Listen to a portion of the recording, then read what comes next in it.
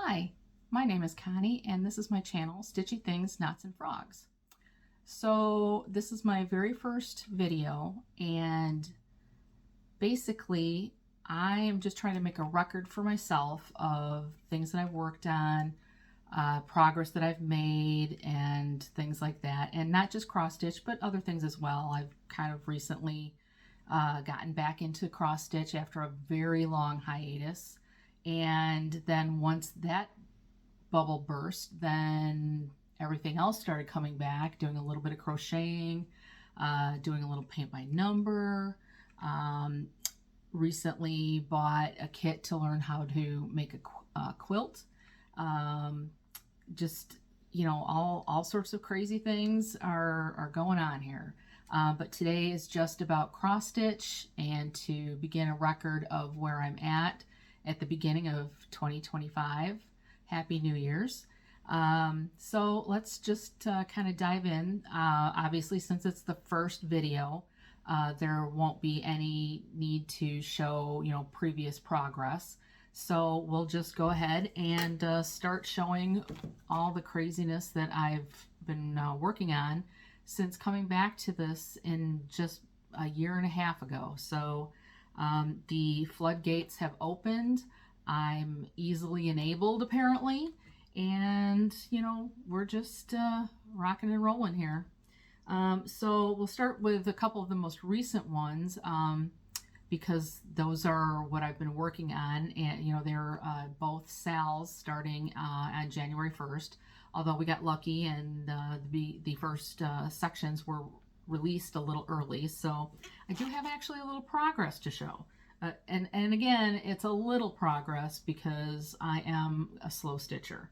So let's see, the very first one is going to be the 2025 Haid sale, and I have chosen Jelly World as my option out of the 12. I'm sure everyone's familiar with the Haid sales. So what we have here is my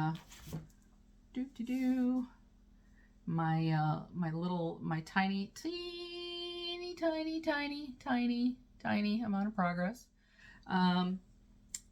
So I'm figuring that my goal, as I said, I'm a slow stitcher, so my goal is to really just do what I need to get the all 12 of the charts that are a part of the sale. So in order to do that, they've released 4 pages already, so I figure that's 2/3 of the year. So in order to get the first 4 pages done by whatever 2/3 by August, I need to do, I believe it was like 140 stitches a day, but I don't necessarily stitch every day, so I'm trying to get a little bit ahead, so I just, kind of keep up with it, because I think that's going to be my focus, is keeping up with this one, because it's the only one that really has a time and a goal once you've reached that time limit. So so this one is I actually started it on Friday the 27th because, as I said, they released the first 4 pages a little bit early. The one that I selected is by L&L, is again through Haid. It's from L&L Designs and charted by Haid. Just could not resist this one with all those bright, gorgeous colors. The teals, I'm very into teal and purple. Together, separate, who knows? Just teal and purple. So that one called for me for obvious reasons. And let's see, so this is on just the 25 count easy grid from 123 Stitch using the called for DMCs. 90 colors on this one. It's 320 by 282 stitches. And that's where we're at again with that one. All right. And then the next one, I'll just put that to the side here. And these, these I'm not having to take out of bags because I'm currently working on them. The next one is the 2025 chatelaine sale. And this one is, everyone is doing the same chart. It's the water garden mandala. And this chart was chosen because it has, as it's one of the earlier ones, it doesn't have, you know, quite the amount of specialty threads that a lot of the more recent ones do. And specifically, no glorianas, which, you know, you will wait until the end of time for those to come in. So I do have, I will confess, that I had previously purchased another chatelaine chart, Sparkling Peacock Mandala, and ordered the you know, all the specialty threads and beads and all that stuff. But last I heard, the wait time was up to a year. It could be anywhere from 6 months to a year, from what I understand. So when this came up, it gave me the opportunity to kind of jump in and learn more about these, because I understand that the chatelaines can be pretty complicated. There's a lot of specialty stitches, and again, the beading, and just you know, a lot of complicated you know, processes. So I figured to, you know, getting in on this sale would hopefully keep me, you know, keep me on track to finish by the end of 2025, and again, learn a lot about the process of working on these chatelaines. So again, I selected the, or no, it's not a selected, it's the Water Garden Mandala, and this is where I've gotten so far. Again, this one was just released yesterday, so there we go. All right. So again, slow stitcher, but I did kind of dive in whole hog and start working on this. The fabric on this one was ordered from Oak Crown Studios in the color Garden, pardon me. And I'm using, again, all the called for materials that were purchased from European Cross Stitch. And again, the size on that is, the stitch count is 237 by 237. And they're releasing it in sections with the goal of having it completed by the end of the year. Now, the rest of them are all in bags, and I will, I'm not going to go through them chronologically because this is pretty much a fly by the seat of my pants kind of thing. I've been thinking about doing it forever, and I'm one of those weird people that likes, you know, likes neat and tidy things. You know, I like zeros and fives. I like even numbers. I like to start things on Sundays or on the first day of the month, or, you know, just weird things like that. And, you know, and I figured, you know, I just need to pull up my big girl panties and get started, and just, as they say, just start recording. So here we are. And so I think I'll start with the ones right here first. So, and well, it's actually kind of funny that I'm starting with this one because you know how it is buying fabric online. I mean, there's very few local needlework shops, LNSs anymore. And if you have one, local is not really local. So it's usually a bit of a drive. So after a couple of failed attempts at finding fabric, and this was really one of my first, one of the first few forays into cross stitch, and I lost my mind, as you'll see that I frequently do. I lost my mind and decided that I was going to dye my own fabric. Yes, I did. So, and because, YouTube can be a little evil and greatly enable the enabling. So after watching several YouTube videos, I decided that sure I can do that. Not a problem. So I just bought some plain white fabric, and it was 32 count Belfast linen. And again, I started out with a white.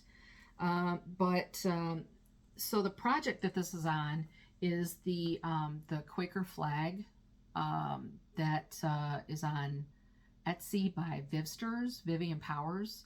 And you know, I originally saw that I saw it on Teresa Little Stitcher's channel, which she has a whole lot to answer for, believe me, because you know, it's a story, but you know, finding my way to her YouTube videos is what really dragged me back into cross stitch. So and so, you know, and then tons of projects. If I see something I like, and then I have to have it, and then that her channel led to YouTube, you know, the YouTube algorithm showing me all these other YouTube videos, and you know, it's a rabbit hole. So what are you gonna do? So this particular one, as I said, is the Quaker flag sal, or it's not. Well, I guess I believe it is. Some people are doing it as a sal, but I'm just, you know, flying by the seat of my pants as I do, yeah, as one does.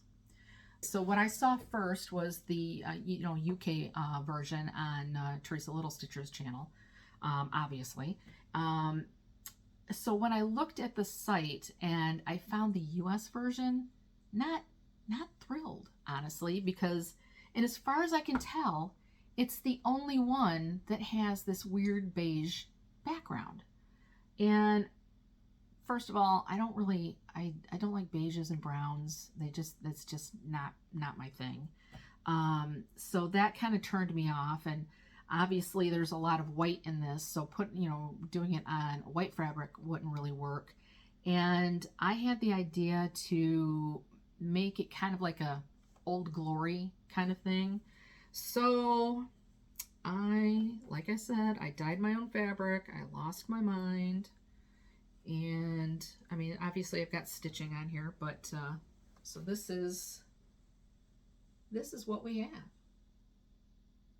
I ended up doing, I like, you know, I like the mottled fabrics, but I didn't really want, and again, this is my weirdness, I don't really like hard edges, straight lines, corners, so I wanted more of a swirly effect. So I ended up, well, this is a good representation of that right there, that section. So I ended up using the shaving cream method. I dyed the fabric gray overall first, and then I used, you know, obviously white shaving cream, and then I dyed, you know, I put some shaving cream in cups and dyed, you know, like black and 2 different grays, and then swirled them into the white shaving cream all laid out, and then put the fabric on top of it for a little bit, and then, you know, rinsed it out and everything, and this is what I ended up with. And I gotta say, for my very first attempt, I think I did pretty good. Yes, I do. I mean, it might be, the contrast might be a little bit more than I was really looking for, but I'm happy with it. I'm really happy with it, and to the point where I'm considering dyeing fabric for actually the sparkling peacock chatelaine myself. We'll see how that goes. That's far in the future. I won't do anything until I receive the materials, so, or the, you know, the threads and beads and all that stuff. But to give you a closer look at what I've done on this one. There we go. So, and another thing, because apparently I just can't leave well enough alone, I decided that there wasn't enough contrast in the red and white lines on this. I mean, they're pretty same. So what I did, and you might have noticed already, but I I decided to do the red tiles in reverse, and then the white tiles, I moved some tiles around to put heavier coverage tiles in white, so that they would stand out more. And then because I was doing the red in reverse, what was originally like a lighter coverage tile is now a heavier coverage. So I think the contrast works out well. However, one thing is that, as you can see in this one right here, this is going to be one that has the blue background. So these are 2/2. You know, and it obviously it works great when you have the blue background on there. But then with the gray, it recedes a little bit. So again, just losing my mind, I decided to do 3/2 of the white for the tiles that are just white. And then those are staying as is, they're not being reversed out.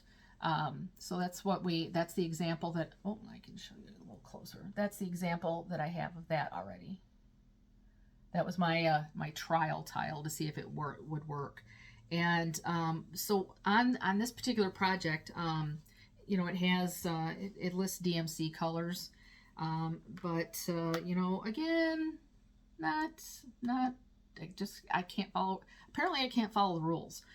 So I purchased, came across Silks for You, and let me tell you, I seem to be a little bit obsessed now.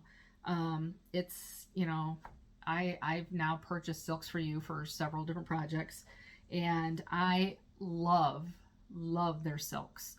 And you know, they, you know, as you'll see on another project coming up, you know, they're very helpful and accommodating, and you know, I you know, appreciate their service and the pricing. I've been purchasing Hanks, the really huge quantities. They're the equivalent of, I could be wrong, but I think it was something like 20 skeins. I'd have to look it up to be sure, but so again, this was on the 32 count Belfast linen, dyed by Crazy Me.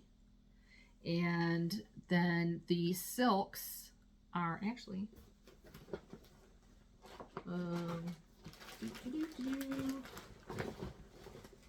don't know where the blue went. Oh, it went on the floor. Be right back. Hello, it is I have returned. Oh, ooh, chairs with wheels. They're great. Until they have a mind of their own.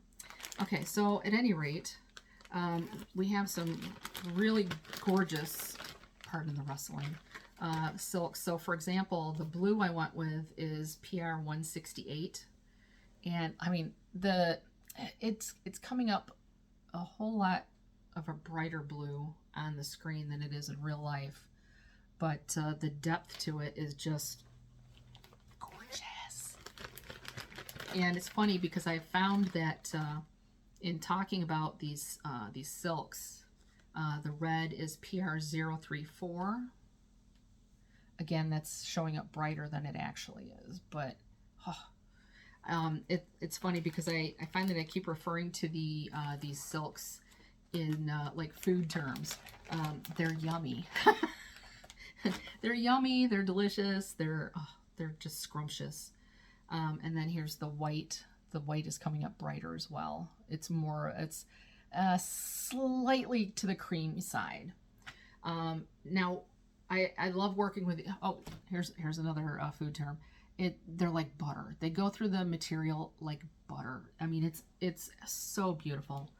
And but the white, I love it, but I don't know if it's because it's mostly undyed that it behaves a little bit differently than the blue and the red and other colors that I've worked with. And it seems to be like a little fluffier, maybe. So this one, I definitely use the Thread Magic. I'm sure everybody on earth that's ever stitched a thing knows about Thread Magic. So I find that I have to use this in order to kind of get it to behave and to lay nicely.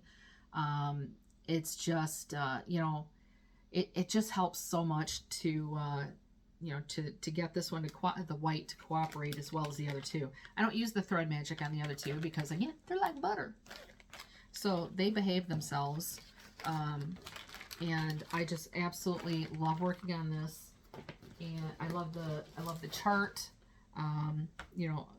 My changes have absolutely no reflection on the chart.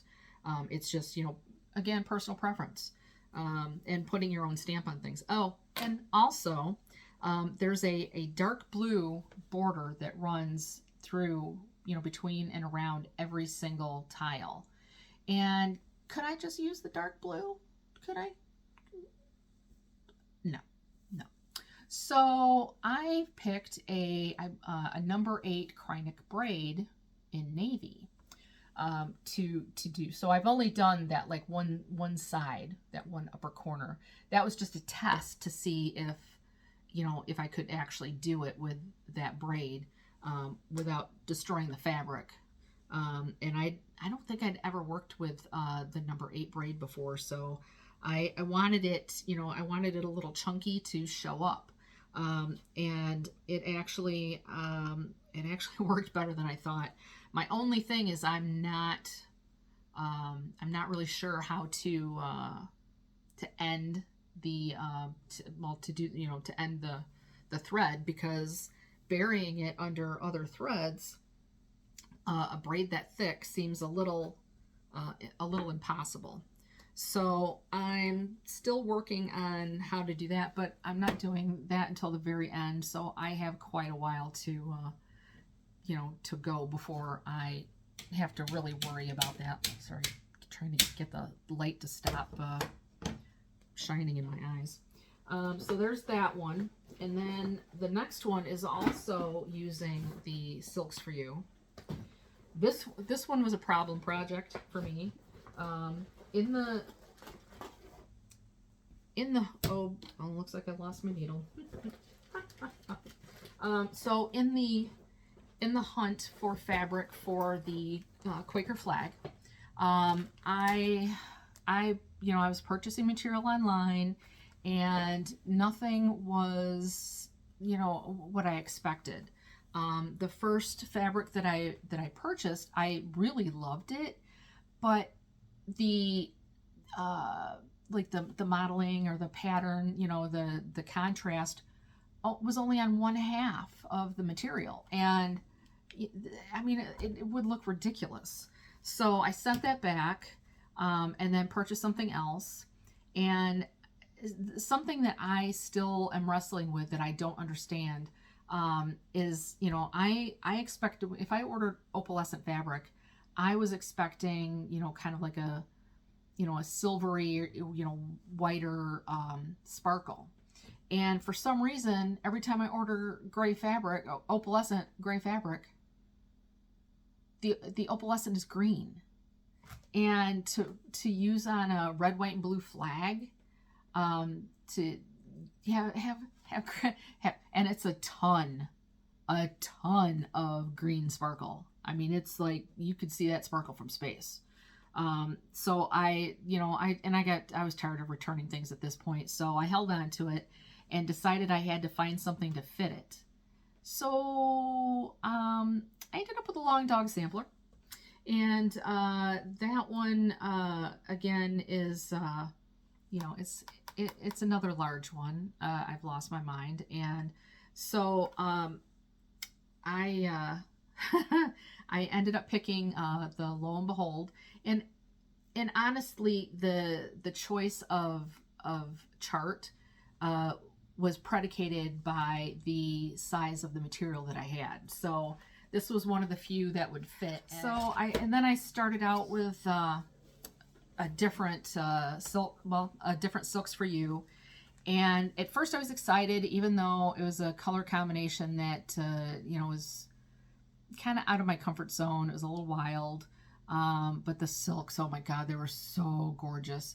But it just didn't work for this pattern, and I had purchased a bright color thread silk collection from Silks for You for another project, and when that came in, I kind of spread, because there were so many different colors, I spread that out on the material and selected another color, and then that only came in skeins, the regular small skeins, and for a a long dog sampler, that's a lot of skeins, and by per skein, a lot of money. So I contacted them and asked if they are, I mean, because this was just looking at the website, it looked like they were only available in skeins, not hanks. So I emailed them and asked if it was available in a hank, and they said that that they would dye 2 hanks for me of the color that I wanted. And I gotta tell you, I am really happy with this. And with the minute that silk came in, I dived in on this and just kind of went crazy. And I've gotten far more done on this with the new color than I did with the old color. I'm much more motivated because I love how it looks. And I selected a lovely green, and this is, I mean, look at that. I mean, again, the camera has it a little bit brighter than it actually is, but it's pretty close. And this is color CM007, which is funny because that's my initials. So I thought it's just meant to be. But so here's where I'm at. Whoops. And look at that freaking sparkle. Look at that craziness. It's crazy. All right, so let me position that correctly. So that's where I've gotten so far.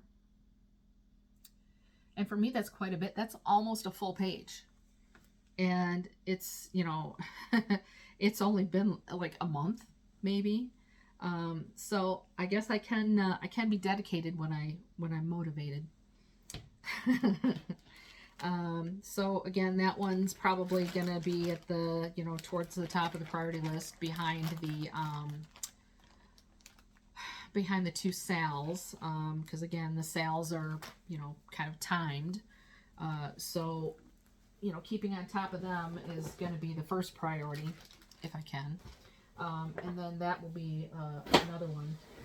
And then another of the priority ones that I've been focusing on, and again, it's all Teresa Little Stitcher's fault, because she was working on an Afghan.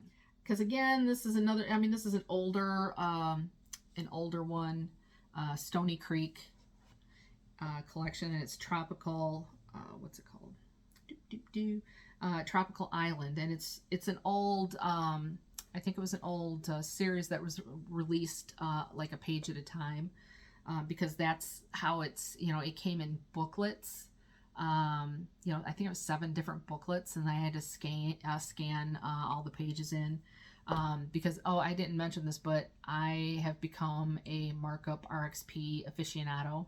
I use an iPad, so Pattern Keeper wasn't an option, and I'm not going to buy an Android device just to use Pattern Keeper.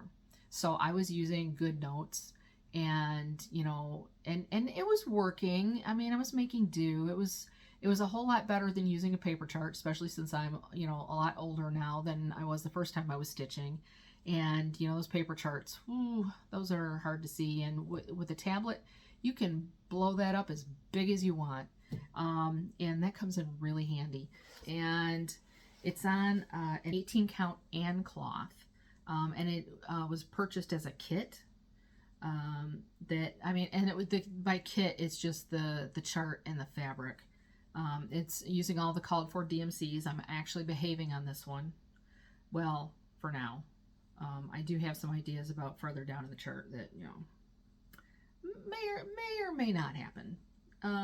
Considering the size of this thing, I believe it's 7 panels over by 9 down, 63 total panels. And so it's going to be a while before I have to worry about any little things that I'm, thinking about doing. All right, so then, let me show, I suppose I could show you where I'm at. So this is the, so I've only done, worked on 3 panels so far. There we go. There we go. And again, the colors just got to me. And as always seems to be the case, the back stitching, as much as back stitching can be kind of a pain, it definitely, has dividends. It's, it really makes everything pop, and provides definition. So I guess you really can't argue with the results. So, all right, so that's all of those. And then we're just going to have to pick and go through the rest of them. So everything is, I use these plastic bags for everything because, sorry, this one's not, what in the world, sorry, this one is not unzipped. So I'm just going to talk loudly while I unzip it so it doesn't bother anybody. Here we go. See? Unfortunately, we do have the rustling to contend with. But it is what it is.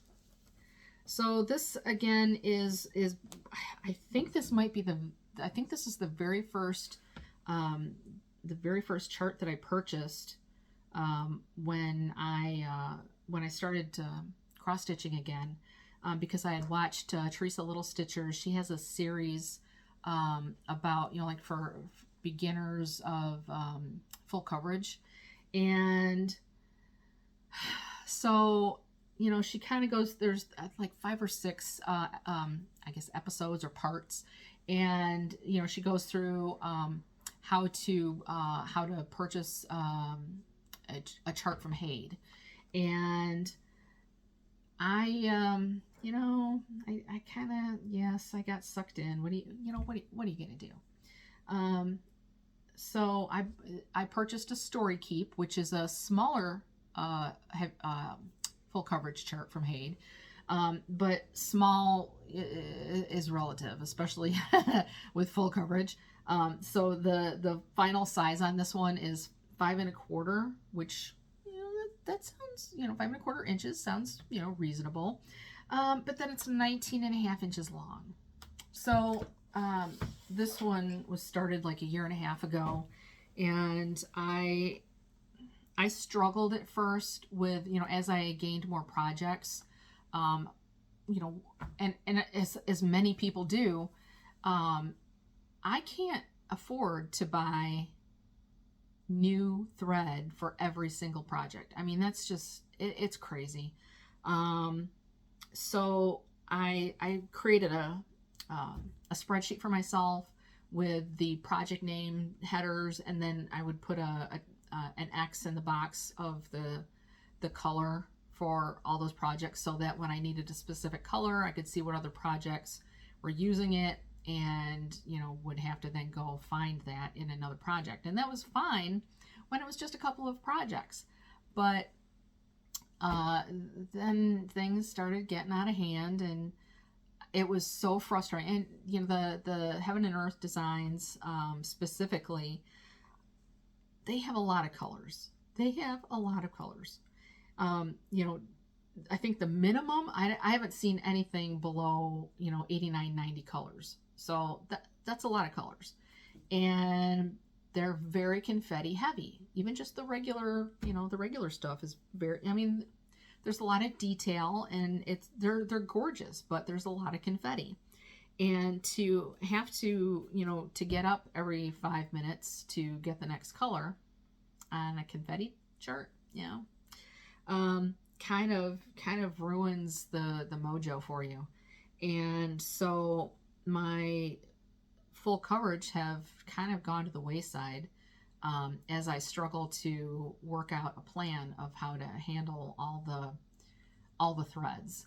So my current, and I've gone through a couple of iterations of, ideas on how to do this. And, there's, back in the day, I still had all my supplies from when I cross stitched previously, and back then bobbins were the thing.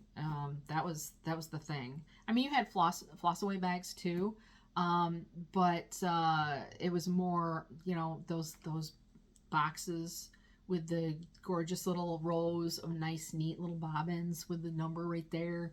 I mean, it was a thing. But especially after they've sat for a long time, they definitely retain that shape. And those bends just, again, corners, edges, and it just doesn't do nice things to the threads. So my current process, and I was never going back to the bobbin. So once I started cross stitching again, I have not bobbinated anything. But then the question was, all right, what am I gonna do? So I ended up deciding to use like the little snack bag, plastic self seal, or I don't know how to refer to it, other than by a brand name. So I was using the little snack size baggies, and I was just putting the skein in there and then taking off what I needed, and then putting the the rest of the strand, because there's 6 strands, you use 2 at a time, or 1 or 2 at a time, depending on if you're using the loop method or not. And then just putting that, kind of folding it a couple times, putting it back in the bag. And that was working fine, but I mean, you eventually have a lot of these little baggies everywhere. And again, the sharing between projects was at that point becoming an issue. So I've started using the baggies, and then the nice thing about that is that a baggie can contain multiple skeins of the same color. So I bought some photo boxes and have started filing those numerically in the boxes as a master set. And then what I've been doing recently is I made floss drops for myself because I'm crazy and needed more weird stuff to do, because of course everything's over the top with me. So I've been doing that, and then I take them from the master set, which I think might be like, as far as the colors are concerned, I believe it's complete now, actually.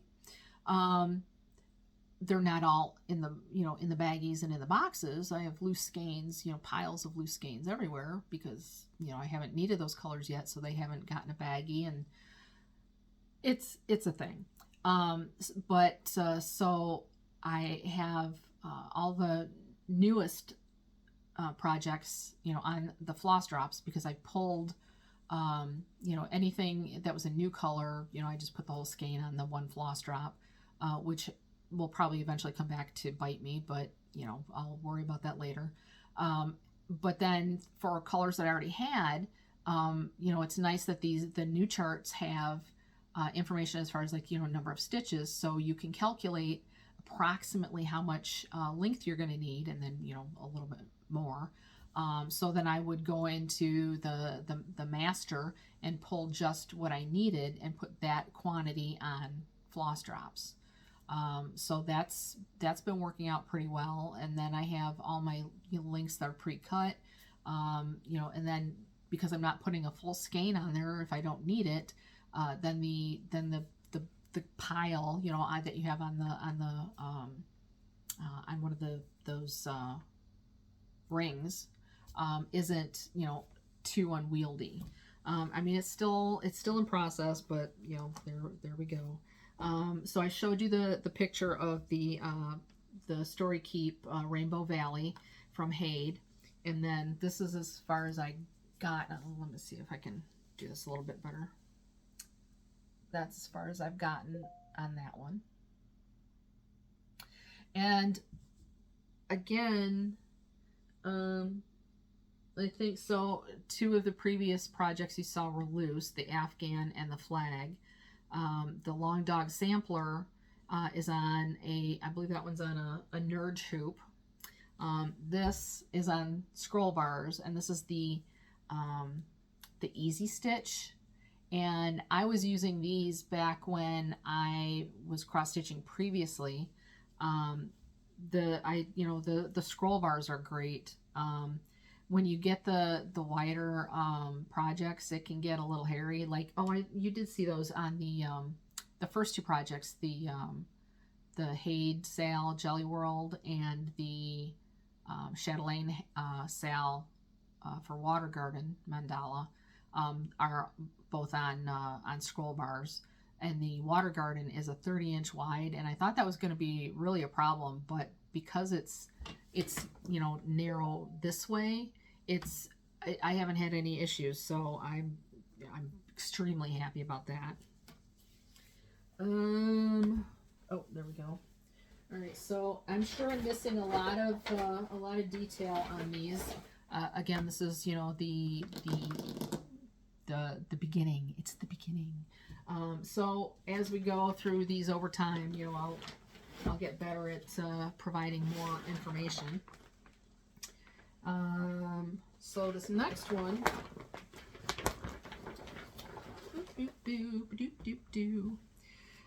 again, I got bit by the I got bit by the Hade bug. I mean, let's face it, there's absolutely tons of gorgeous charts on that site, and you really you want to stitch them all of them. But even after just a year and a half, well, I do have some projects from my previous life that were not finished, but even just the stuff that I've purchased in the last year and a half, I'm pretty sure that I've reached what is the acronym SABLE. I can't remember exactly what it is, but something about stash accumulation beyond life expectancy or something like that. Yeah, pretty sure we're there. Pretty sure. It's So here is the current one. This is again Heaven and Earth design, the Amazing Animal Kingdom, artwork by Amy Stewart and charted by Hade, Michelle Seata. Again, I when I purchased this one, I originally lost my mind because it's gorgeous, and there's so much detail that you don't want to lose that detail in the stitching. I mean, obviously the picture is crisp and gorgeous and perfect, but when you stitch it, especially depending on your thread count, it's you're going to lose a lot of the detail. It's going to be more pixelated. So I bought the max color, as one does. I think it's 238 colors, and obviously, if something is confetti heavy in the regular, when you add in 238 colors for them to play with, then it's going to be like nothing but confetti. And I have the patience of a 2-year-old, honestly. So so this is as far as I've gotten. Oops. I mean, and the detail in just what I've done is gorgeous, but I wasn't wanting to work on it because there's just so much confetti. So given that I have not, made a lot of progress, I decided to be sensible and purchase the regular chart, the 90 color chart. So I haven't dipped my toe back in yet, but now that I'm getting my my thread stash situation figured out, I'll be able to create the floss setup that I'll need for this, so that I can just you know, stitch it whenever I want to, and all the colors are there, and I don't have to go digging and all that. But it's probably going to be a while because, as you've seen, I have tons of projects. Tons. So the details on that one, that's the Animal Kingdom. Doobie-doobie-doo. I started that one on May 1st of 2023. So you see where we've gotten. Pretty much nowhere. And then that's on the recommended 25 count, and then in the easy guide. And then using all the called for DMCs, although I'm, you know, again, changing charts midstream. 2/1 tent stitch. You know, obviously the attraction of the tent stitch is to, you know, you're only doing half the work. So I was like, oh, I'll just book right through this little bugger. Yeah. I do find, I mean, I like the tent stitch. The coverage is fine. But my issue is I seem to, you know, like once you get more into it, you know, you have more and more stitches on there. It starts becoming difficult to keep track of where you're at. I mean, even, you know, you do a stitch and you look away and then you're like, oh, dang it, where am I going? Especially with all the hades and all the confetti, because there's so many colors that make up, you know, what looks like one color, but it can be made up of, you know, 10 different colors, and they all look, you know, extremely similar. So to locate the one spot that you need to put your next stitch into can be very difficult. Although I have, since I switched to the markup RXP, I have found that problem isn't as bad as it was just using GoodNotes, because the GoodNotes I was marking the stitches off basically manually and using all the same color. So it was just, you know, an ocean of the same thing. But with markup RXP, you can set it to where when you mark it, it marks it in something similar to that DMC color. So it gives you a little bit more help to kind of keep your place, so to speak. All right, and so then the next one, oh, here we go. So I don't know, I probably just found this one. Heads up, people. I probably just found this one online. You know, I love these scroll bars, but these little the little knobs on the end, they jump. I'm telling you, they jump. And then because they're roundish, they roll away. Roll, roll, roll. So this is the Scandinavian Christmas tree. And I did find it on Etsy. It's from Happy Cat Stitchery. And then this is the thread. It's got a gorgeous variegation of like a deep red and purple, and it's just gorgeous. And then the simplicity of the pattern and the gorgeous thread, and then the material that it's on, you know, and I did get the same material that was recommended. It's by Seraphim Fabrics by Lori, also on Etsy, and I believe the color is Peeps, which is hilarious because it's got tones of pink, yellow, and blue, and I don't know if it'll come up on too well on screen. Well, you could see it a little bit, but then here's the image I've got so far, and whoops, got needles going everywhere now. And I started this one last year, and I started it November 1st, and I was all gung-ho. I was going to have it done for Christmas. Mm-hmm. Well, that's just the typical, eyes are bigger than your stomach kind of thing. Oh, and I didn't mention that the color on this is called Radiant Red, and it's number 4210. Boop, boop, boop, boop, boop, boop, boop. There we go. So in case anyone was interested in that. Let's see.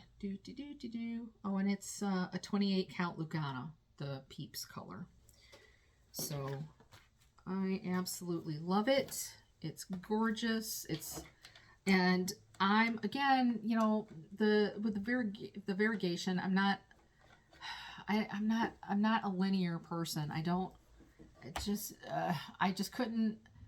couldn't imagine just going, like typewriter ding ding ding ding ding ding ding ding ding ding ding ding ding ding ding, and having the color flow horizontally like that. And by the same token, vertically, I didn't want to do that either. So I tried to stitch it in a way that was more diagonal, or tried to like work, kind of like gradually work it into the curves. I think for the most part, I've done that. It's certainly not linear, but that's again one of my goals with that. So clearly I didn't get it done for this Christmas either. I did bring it out and put a few stitches in, but with everything going on and projects and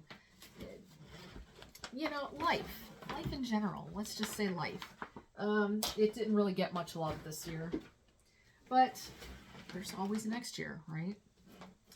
All right, so the next one, this is an old. This is from my previous life, and this previous stitching life, and actually, this is one of the ones that helped me get back into stitching because, stitching, this isn't a cheap hobby.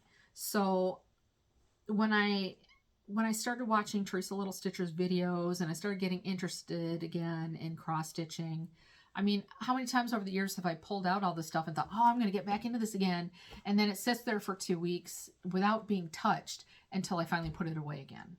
So I didn't want the same thing to happen, or to go out and spend all this money and then have it sit there and not be touched. So I pulled out, first I worked on, I think it was like one of those itty bitty teeny wee little ornaments, and I stitched on that. I didn't even finish it before I was like, you know what, let's move on to something a little bit bigger and a little more interesting. So this is so old that the pattern is from Crazy for Cross Stitch from January 2003, pardon me. And it's gorgeous, but it's so old. Let's see it. Let me see if I can line this up. Paper chart. And this is my, I think it's Dance Hall Review Snowman. It's so cute. It is so cute. So I dug that out and started stitching on it. And I've almost completed one of the little snowmen.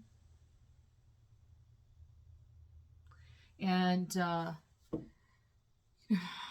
I was consistently working on it and decided to let myself purchase that Story Keep chart from Haid, and it's been a roller coaster ride ever since.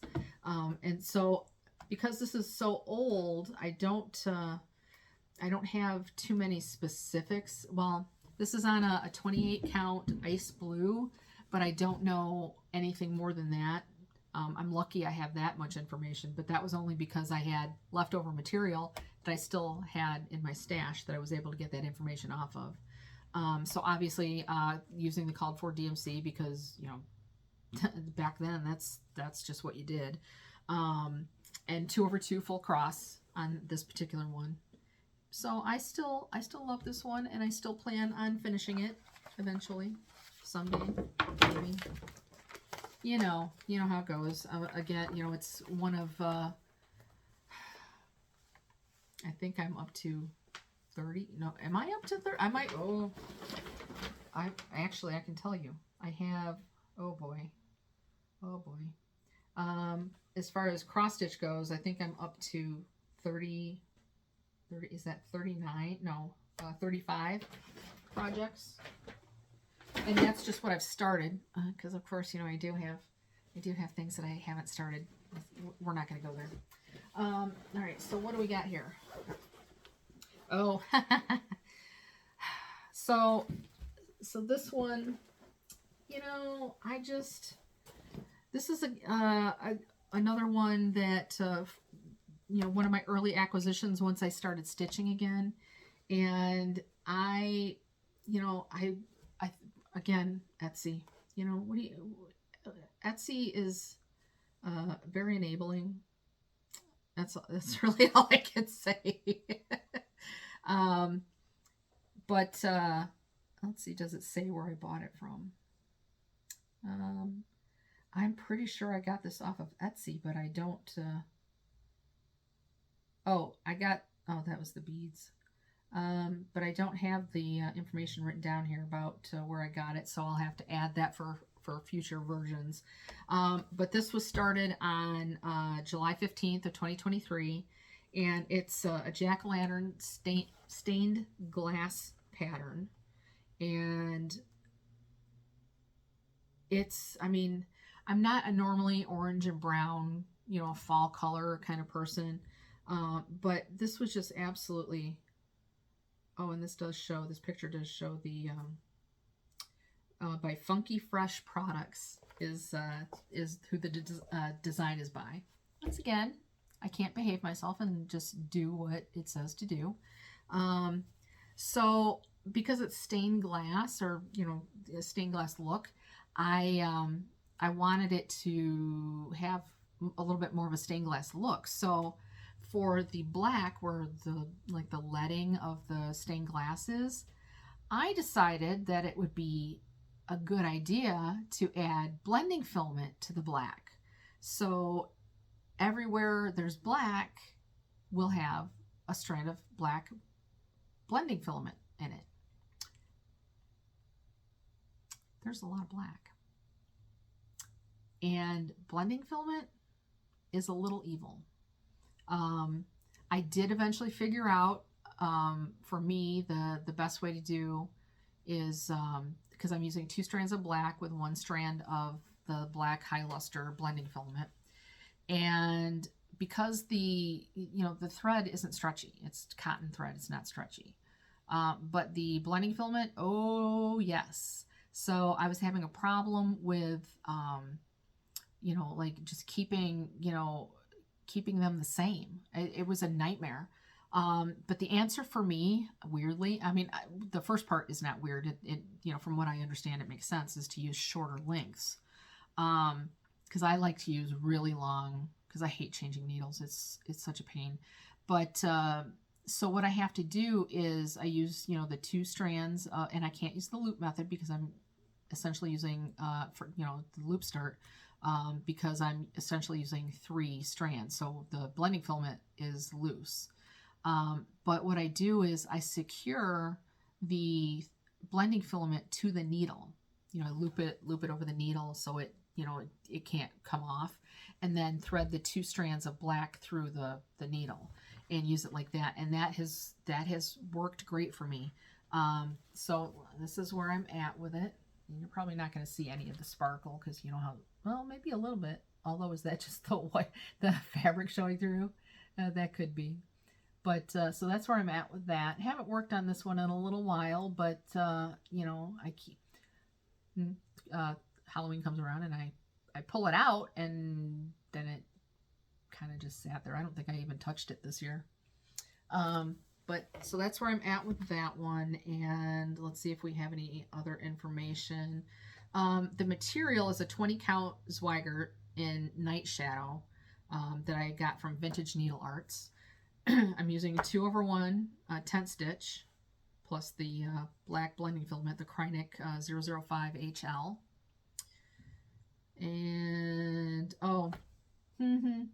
so again, cannot leave well enough alone. So I thought for where the eyes, nose, and mouth of the pumpkin are, I'm going to use, well, I've got a couple of different options. I bought glow-in-the-dark beads, and then I was questioning that decision because the beads don't really, they're kind of on the larger side. I don't remember what size they are, but they they don't fit nicely. I mean, obviously you can manipulate the positioning to take care of that, but I also as another option bought some glow-in-the-dark thread. So one way or another, I guess it's going to glow in the dark. Although if it's hanging on the wall, what are the odds you're going to see it? I don't know. But it's entertaining to me, and I find it amusing, so you know how that goes. So there's that one. Next! Oh, so here's a good one. I bought this one, but because I don't see as well as I used to, so I decided that I was gonna do this one. This is a Heaven and Earth full coverage, of course. I decided that I was gonna do this on a do you call it a higher or lower thread count? So normally they call for 25 count, and on this particular one I ended up going with oh, I have a note here. So I started on 20 count easy guide instead of 25. And I was using the 2/1 full cross, and it just, 2/1 full cross, and on 20 count. So I thought that would be okay. And it's okay, but it's very crowded, when you're stitching that. And I wasn't loving it. And so I stopped and was humming and hawing, and so that's as much as I ever did on this particular one. I'll show you the picture of it in a minute. So I never really got very far, and it just wasn't, it wasn't working for me. So I finally broke down and bought the 25. I have not restarted it yet, but it's Farewell to Anger by, what is Farewell to Anger? Oh, it's the mini version too, because the last thing I needed was another large full coverage. So this is a mini, and it's 13 5/8 by 9 total size on the 25 count, and it's by, the artwork is by Leonid Afremov. I mean, look at that. Look at those colors. That is absolutely gorgeous. And I found that that he has, several artworks that are similar colors. And I may or may not have purchased a few more charts. I can neither confirm nor deny. I will confirm that they aren't started. They're just purchased, because there's love there. Oh, what are you going to do? So that one will be done with, all the called for DMCs if and or when I restart that, that one again. It's absolutely gorgeous, but again, life and, several other projects that were started, while I was dithering about, what I was going to do about the fabric. Next.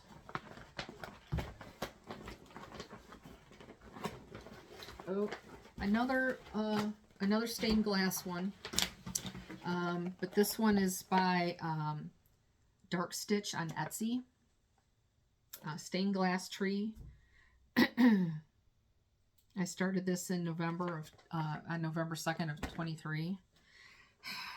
you know, and embarrassed to say, well, semi-embarrassed, I guess, but this one has not gotten a lot of love, and you know, I did the same thing with this one as I did the pumpkin stained glass one, where I'm putting the blending filament in the black. I mean, it looks so good, but yeah, I mean, just so many things. There's the image. I mean, look at that. The colors again. You know, that's what I'm drawn to is just gorgeous colors. I mean, good artwork with gorgeous colors. I mean, it's absolutely gorgeous. You can't resist that. But again, it's the 25 count easy guide. Yeah, 25 count. And from 123 Stitch, because that's, I think I get all my easy guide from them. But so that's another one that, you know, again, full coverage, and it, you know, fell victim to the, you know, the thread stash indecision about how, you know, how to manage it. So that's where that one is. Who knows if it'll you know, ever make it into the active rotation again. And in the same vein of full coverage, because, you know, I got the bug, but then the bug said, well, where's my thread? And, you know, so this particular one is, and I don't remember how I came across this one, but, and I've seen it, the artwork, it's very bizarre. I've seen the artwork, many times, in other, you know, I think I saw it in a diamond art kit, and I think I've seen other cross stitch kits or charts with the same artwork, and I'm like, wait a minute, that looks familiar. But they're always, you know, like maybe a little bit different. The I guess maybe different sections of the artwork are being, you know, utilized in those charts. And here we go. And this one's an Artisy chart. I started this one in on February 15th of 2023.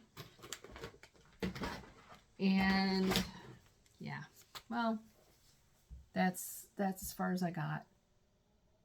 That's as far as I got. Lot of blue, lot of confetti. And then again, you know, it's just I'm doing it the 2/1 stitch.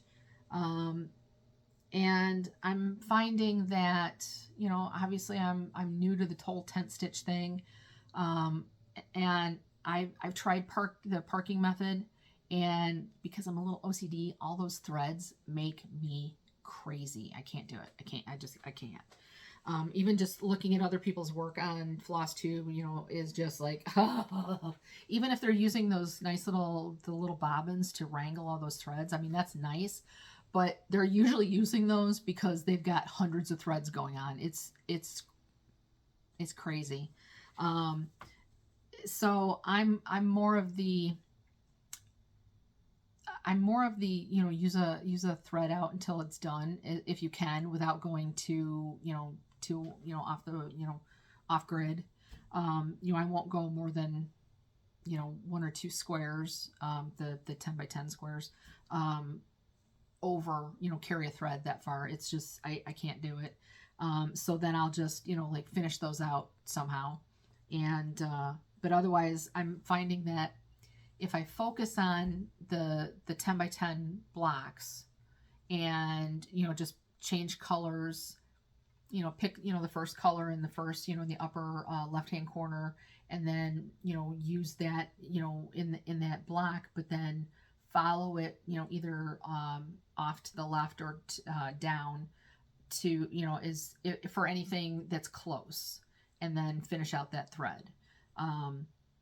and then go to the next color in that, you know, that box in line and use that one. So I'm completing boxes as I go, but, you know, the 10 by 10 grid box, but I'm not, you know, I'm not hanging threads. I'm not parking any threads. I'm just using it as much as I can and then, you know, finishing it off. So I'm finding that that's working a little bit better and helping me keep, you know, keep track of my spacing. And then again, the markup RXP and being able to, you know, have those marked in the colors, or, you know, close to the DMC colors that you're actually utilizing, kind of helps you find your way a little bit more. So that's, again, this one is, you know, it's gorgeous. But, you know, if I'm thinking on these full coverage ones, as I said, that if I can get, you know, get them kitted again, with just what I need, rather than full skeins of everything that I then have to try and hunt for other projects. If I just create their own kits, that, I'll be able to start doing those again, because, I mean, I love them, but you know. Oh, another zipper. So I'm just going to talk a little loud so we don't hear the zipper. Oh, that didn't work. I heard the zipper.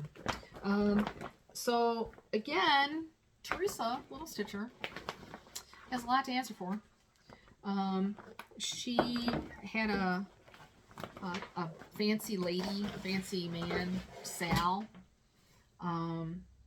that was started January 1st of 2023. And I mean, there was a, you know, there's a Facebook group, and, you know, she did some stitch alongs. And then, as with, you know, most of us, we have so many projects going on, and then, you know, the squirrel mentality, sure, you know, it's just, you know, so she hasn't finished hers yet either, so I don't feel too bad. So which way is up here? Oops. So this is a Bella Filipina, Crystal Mermaid Aquabella. Let's see if I can get that up high enough. Not sure if that's, yeah, that's, there we go. So I've actually, you know, for me, this is good progress. I was, you know, I was being pretty dedicated for a while there, before, you know, other sparklies, you know, took my attention. Speaking of which, sparklies, I mean, as most of you probably already know, Bella Filipinas and Mirabilias and, you know, just the whole mermaid genre, or fancy lady genre, they love them some sparklies. So it's, you know, it's braid, it's beads, and obviously working with Kreinik is not my favorite. I mean, it's gorgeous, but it's a pain in the butt. So, I mean, I did do a couple spots, just right just right in here, a couple of the scales, just to, you know, just to make sure I could. And I mean, it's fine. It's just, again, the burying the ends in the back, you know, is just, I mean, you're pulling at other threads, so it just, you know, hurts my soul a little bit. But I'll get it figured out eventually, and I'll get back to her. And she's not been put to bed. She's just she's just resting a little bit. That's all. But this fabric. So again, one of my early early back, because I think I got back into it maybe around August of 2022. It must have been. So this is started in January 1st of 2023. So it was, you know, one of the first charts that I started, or projects that I started again after I came back to it. So I'm new to the whole crazy fabric thing. Excuse me, get fuzz. And so I ordered what the chart had called for, or what they recommended, pardon me. And it was, I mean, I wanted to start on January 1st with, with a sale with everybody else. And it just, it wasn't arriving. And it was just, so I got nervous and ordered something else. Now, again, ordering fabric online it's a dicey situation. What they show, isn't always true to life. So you're taking a lot of risk, by ordering fabrics online, and a lot of times it works out great, especially if you find a dyer that you trust. I'm still in that process, but so at any rate, I ordered a different piece of fabric, and it was not really what I expected. I guess I didn't read the description thoroughly, but the thread pattern isn't like it doesn't seem to be like the straight cross. It seems to be more like loopy. It's very odd, and it takes a little getting used to when you're stitching on it. But then once you start getting into it, then you don't really notice it anymore. It just is. But it's a 32 count, 100% organic hemp, in the color Brasilia, and it's from Jackson Fabric Arts. And I mean, it's a very not necessarily soft, but it's a definitely pliable fabric. It definitely doesn't have any not like Ada is, it's very stiff. This is not, and it stretches quite easily, so I have to be careful with my tension on these scroll bars. But it's, I mean, it's the shading on it is just gorgeous. And I mean, it's basically the same color family as the recommended, but it's the recommended was more kind of like an ombre kind of thing, whereas this is modeled. But it's, I mean, it's gorgeous, and I love the fabric. It's just a little different, something a little different. But again, it's 2/2 using the called for DMC and braid and beads and all the cord, all the paraphernalia that goes along with it. Let's see what else we got here. Ooh, we're getting to the end. So then I joined as a way to connect with other stitchers rather than just sitting home and stitching by myself. I found the internet can be a great thing. I found a couple of different groups. One is just a casual group that was meeting once a month, and I also found my local chapter of the EGA, Embroiderers Guild of America. And so, I mean, that it's, they meet again once a month, but then they also have like a, get together, on another weekend of the month, just a casual get together. But they do a lot of, a lot of like different types of stitching, not strictly just cross stitch, but I'm still strictly into cross stitch. I have started looking, I've purchased a couple of those beginning embroidery kits, and then I've recently purchased a chart for a counted canvas, which I haven't started yet, but it's on the list. But one of the things is they do these challenges or sales, and I got involved in one of those. Now, again, it's not really my style of chart that I like, but you had a choice between a couple different ones, and this is the the one that I chose, and it's a shepherd's bush chart, summer notes. Whoops. So basically, this was a linen sale, and so you had to stitch it on linen, and it's really cute. And it's small, which is nice, and it's not full coverage, so it's got that going for us. But I've been working on this one. I was doing pretty good at first, And that comes with, you know, and it came as a kit, which is handy dandy. And it, of course it has specialty threads because, you know, why not? But so it came with Weeks Dye Works and Classic Color Works. I mean, you know, stuff is gorgeous.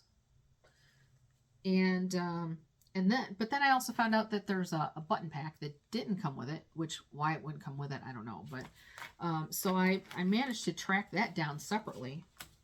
But I was amazed to realize that these are like microscopic. I mean, they're the little in the bottom corner here. Not these. No. Those are nice and decent size. But these teeny weeny little things down here. Look at that. I mean, wait, where's the oh, there we go. Look at those little specks of buttons. You know, they are cute as the dickens, but I dread when I get to that point because I'm going to be dropping those things all over the place. I'm going to have to like surround myself with like a sheet or something to prevent myself from losing them. It's crazy. So here's where I've gotten with this. And there we go. And this one is 1/2. Is it 1/2? I think it's 1/2. It's on a 32 count Belfast linen that I believe came with the kit. With this one, so I did, you know, all this stuff first, and then I started going up here and found that somebody did some miscounting.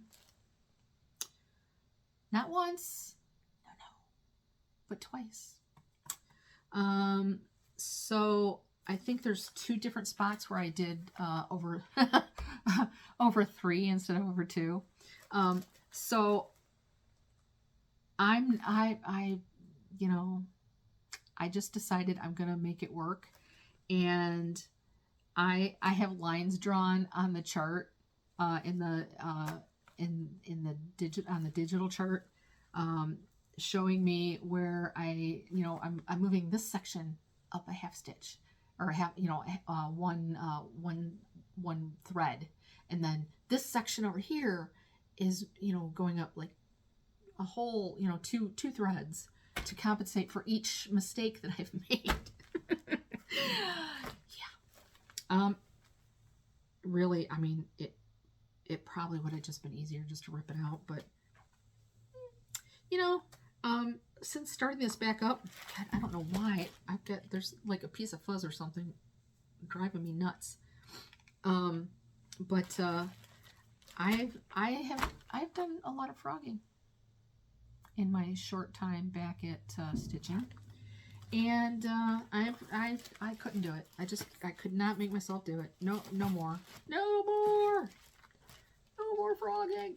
Oh, and this one, you know, because I'm doing all the things. I'm doing, you know, like round hoops. I'm doing oval hoops. I'm doing nudge hoops. I'm doing these thick wooden hoops on some projects. I'm doing the scroll bars. But this particular project, in hand. I mean, it's very small.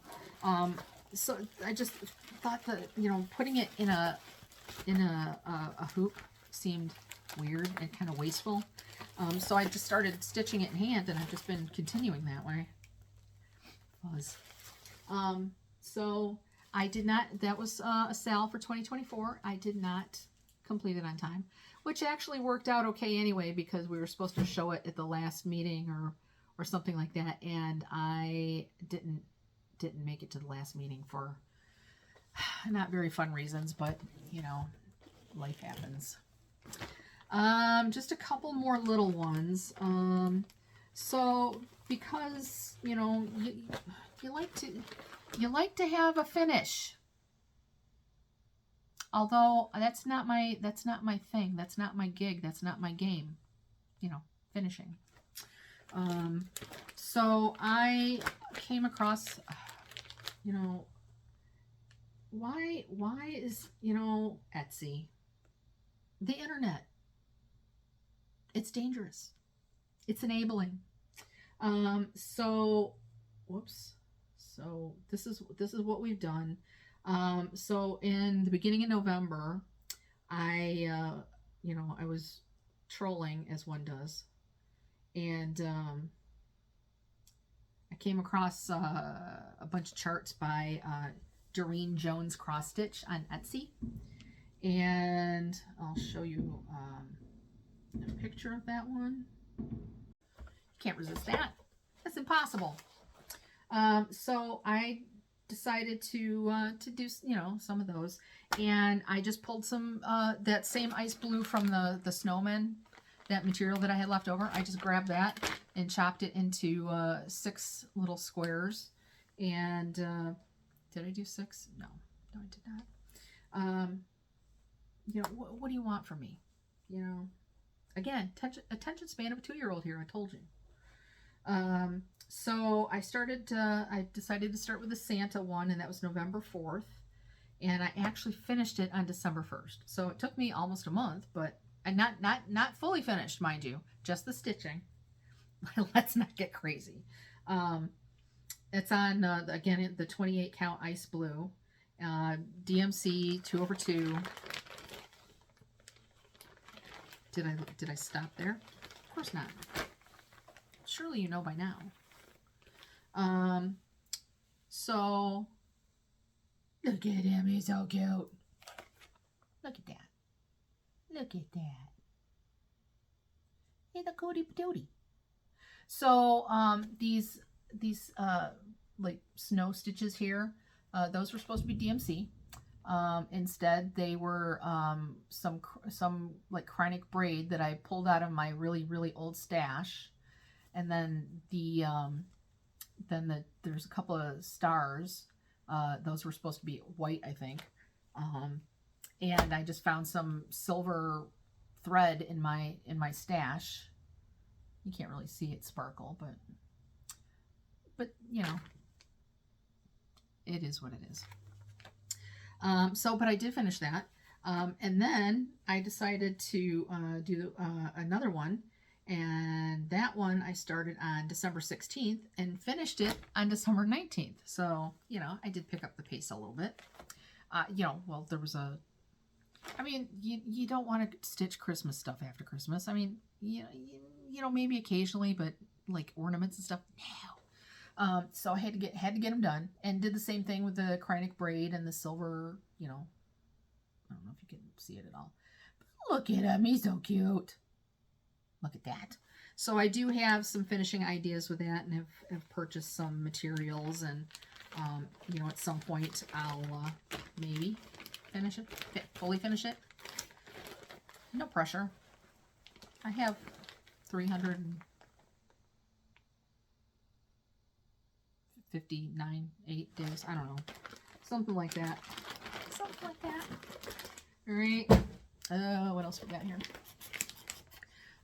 So again, when it was getting close to Christmas, I was like, oh, I need something Christmassy to stitch. Although I had something Christmassy to stitch, but I didn't finish it, did I? No. I just want more stuff instead. There's no stopping me. What am I gonna do? The one that I decided to work on, I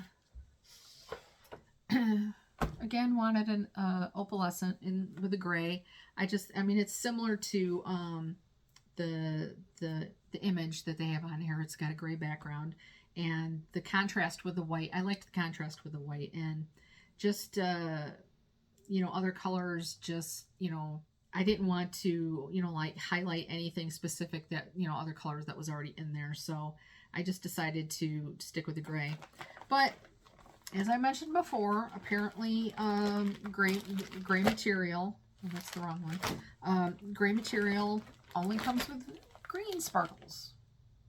I mean, nobody says that.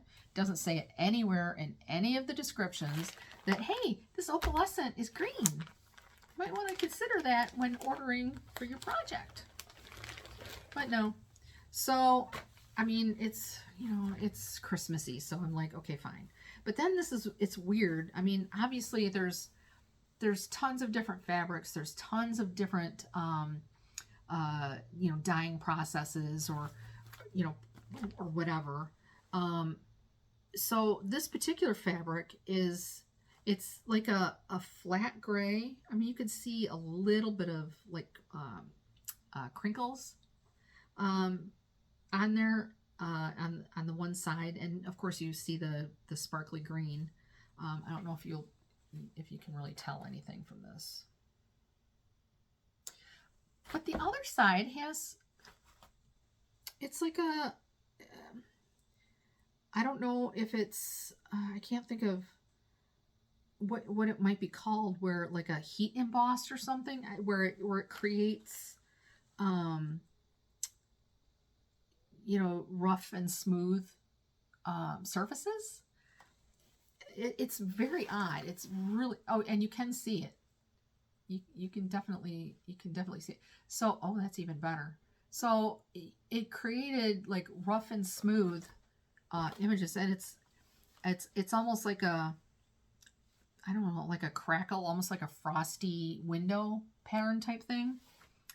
It's very odd, but and I think that the information indicated that the smooth side was the correct side, but you know, obviously we can do whatever we want, so I'm using the other side. But that that white border, and this is a little bit lighter too. Well, I mean, it's the like crackle pattern or the smooth rough has like a you know, the smooth part is a lighter gray and the rougher part is a darker gray. So obviously I want the white to, that white border on the chart to, you know, around the individual days, Advent days, to stand out, you know, to be visible. So I'm using 3 strands of B5200, so to help it like stand out. So again, that's, I only just started it, and then it quickly became apparent that, you know, between the ornaments and the 10,000 other things that I wasn't able to start, that wasn't going to go anywhere this year, you know, in time for Christmas. So that got very, very little love, and you know, hopefully it'll come back out for next year. So there's that, and I think, ooh, I think that might be it. So the only other thing that I wanted to talk about is everybody's got their little tips and tricks for, you know, things that make stitching easier for them. And I mean, I love watching those and incorporating or stealing other people's ideas. But you know, and it seems like, I mean, again, I've only been back into this for a year and a half, I guess. So it's like I'll establish one way of doing things or a set of tools or you know, whatever, and then quickly change my mind and, you know, start doing something different. You know, it's always evolving. I'm sure it's the same with everyone. So a couple of well, like one of the most important things that I found, and I cannot for the life of me remember who it was or where it was that I saw the comment, but the most important tool in, you know, other than scissors, the most important tool that I have found, dental pick. This makes frogging so much easier. I mean, threads, and I'm picking knots. I mean, you've got the very, very, I don't know if you can really see it. There we go. The very, very, well, I'm sure everyone's seen a dental pick, but you've got the very, very, very sharp and fine end, which is what I get, you know, which is what gets used most often. And then there's a more blunted end, and you know, that's never the part that stabs me, is it? It's always this end. So put away your tools so you don't sit on them. I'm just saying. But this dental pick had, I mean, it was a like a kit of three things: the dental pick, the little stick with a mirror on the end, and I don't know, some other thing. A little kit from Walmart, and it was just, it was really cheap. And this has saved my bacon a billion times. I mean, apparently knots love me, which is why I put that name in my channel name. Dental pick, cannot recommend this enough. So that's the most important thing. But so I just, because you have all these tools and things that, that you use to make your life a little bit easier, and you just kind of like start accumulating them over time. So I ended up purchasing, I believe that this was like a crochet needle, holder, one of those like two sectioned, bags. And so I've got the one side, I've got my, some needles, and a measuring tape, or two different kinds of measuring tapes. Beep, beep, beep. And then over here I've got, because, with glasses and screens, you can never have enough glass wipes, right? And then, like beading needles and, snag nabbit, sorry. But I also over here, I have a cat. And, stitch with, especially with Easy Grid, you stitch on a lot of white fabric. So, and he's a black cat. So you see it, travel size lint roller, because sometimes I just can't take it. And then, of course, very important, and just today I've used this like 2 or 3 times because, needles flying everywhere. The magnetic wand thing, lifesaver. And then the important side, with, all the gadgets and gizmos and, blah, blah, blah. So we've got, let's see if I can hold this. So I'm, I'm on the older side, and, you get the, when you're using the hoops, you've got the screw went to tighten it, and they're a little close to the edge of the hoop. So you can't really get a whole lot of leverage in there sometimes. So screwdriver, thank you. Good night. So that comes in really handy when I, when the old fingers aren't feeling it. And then I've got 3 different more needles. Whoops, let me hold that up a little bit more. Oops. More needles, and I labeled the ends. So I got 24, 26, and 28. Although I never used 24, but I had them. So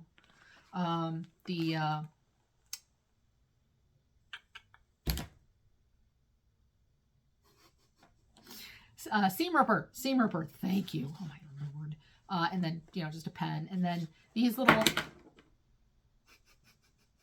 the little sewing clips, they come in handy sometimes. So I just, I had an available edge that's too small to really put anything in.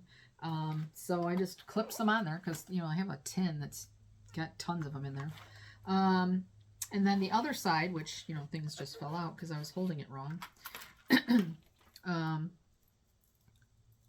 Sorry. Yes, indeed. So then the other side is the stuff that I use all the time. Now these red tip things, they're like tweezers, but they're rubber tipped.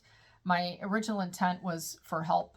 Sometimes you have trouble grabbing the needle and pulling it through when you're going, when you're tying off your stitch in the back and running under other threads. Sometimes you can have a little bit of trouble pulling that through. So, but it doesn't really grab the needle. So I'll probably just take them out of here because they're basically useless. So I have this instead, these little pliers, which work great. They're just a teeny tiny little pair of needle nose pliers.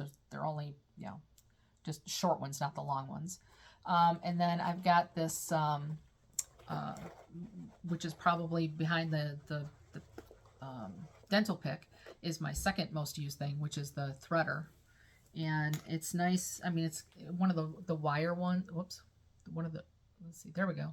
One of the wire ones. And then it's got a little light. Bink. Wink. Just got those on Amazon, and now, oh, I was gonna say I lost the lid. You know, I really wish the lid wasn't clear because I lose it all the time. And then again, you know, the beloved dental pick. And then I also bought some very extremely fine point tweezers. Oh, let's go this way. There we go. Ooh, let's pull them out a little bit. But they're extremely fine point tweezers, and they do have, you know, a little bit of the rough inside to help you grab things. Cat hair. Yes. And, well, and fuzz, but let's be honest, it's mostly cat hair. Because I use a lot of magnification because, you know, I don't see very well anymore. So I'm very up close and personal with my stitching, and those cat hairs just make me insane. And then, of course, the all-important scissors. You know, I've just got these cute little Singer ones with the curved end. And then, you know, I love me some bling, so I just threw on some obnoxious blingy, and yes, it drives me crazy because this is gold and this is silver, but the silver one that I had on here, I had to fix it. One of the things was cracked or whatever, so I put this one on, and I just haven't changed it back yet because I like me some bling. The other one's not blingy. This one's blingy. It's very entertaining to pick it up and have it go flash, flash, flash. I know, I'm like a 2-year-old, you know, or a magpie or something. I don't know. So that pretty much wraps that up. So I'm guessing that I'll maybe do this monthly. It depends on, you know, how much stitching I can get done, but I just want to keep a record of my stitching and my progress.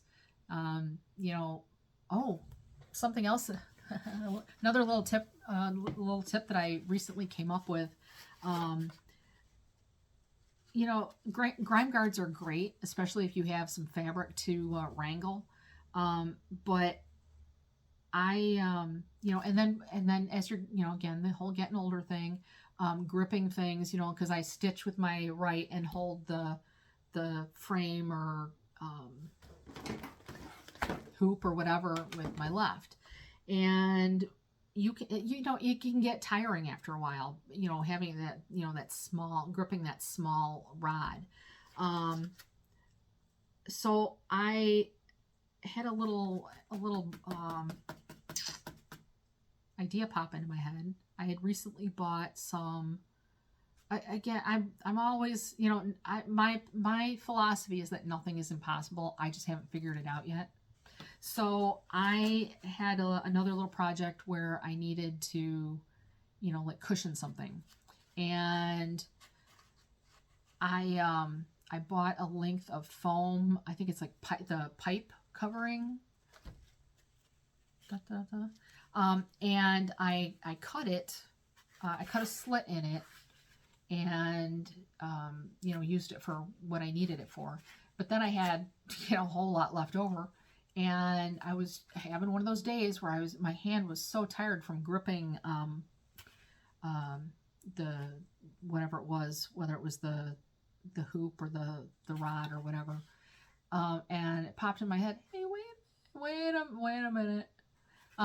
So it's for a hoop. I mean, if you have a lot of fabric, because this, I mean, I'm gonna see if I can find something with a smaller opening.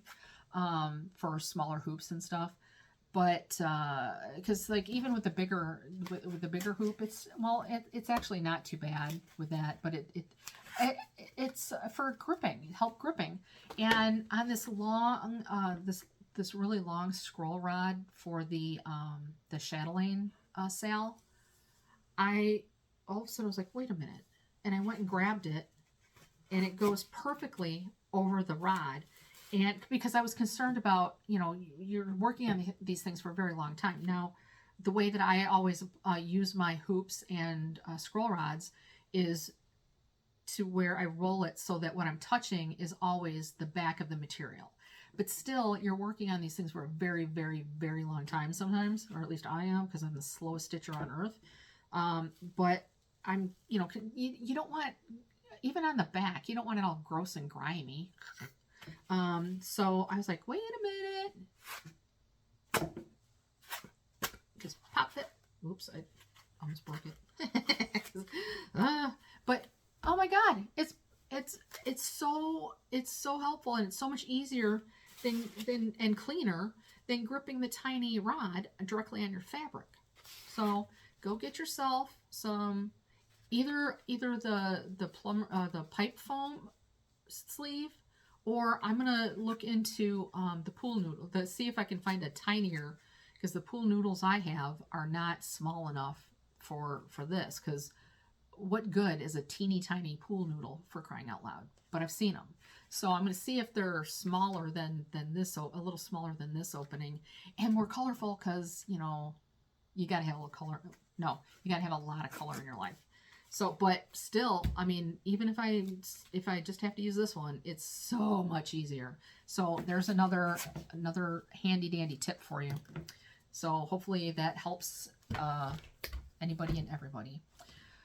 So again, probably, you know, maybe monthly, hopefully we'll see how it goes, but just trying to keep a record of what I'm working on and my status, and, you know, hopefully the joy that I receive just working on stuff. I mean, it's so one of my friends was giving me the business because I kept buying more charts, and you know, because it's not cheap. Well, the charts sometimes can be cheap if you're just buying a PDF, but all the stuff that goes along with it, no, not so cheap. But I, you know, it didn't occur to me until later, but I reminded her that at one time she had a hobby that was not cheap. So while they're completely and totally different hobbies, there's still things that bring you joy and, you know, kind of keep you out of trouble a little bit too. Well, get you into and keep you out of trouble at the same time. It's very weird. And, you know, I also talk to myself a lot, so this almost kind of makes sense, and it doesn't feel as weird as I thought it would. Sort of. So thank you. If anybody, you know, happens to come across this and, you know, you got a chuckle or two or enjoyed a couple of the tips that I've come up with, then, you know, it's all worth it. And, you know, thank you for watching, and have a great rest of your day, and Happy New Year. Thank you.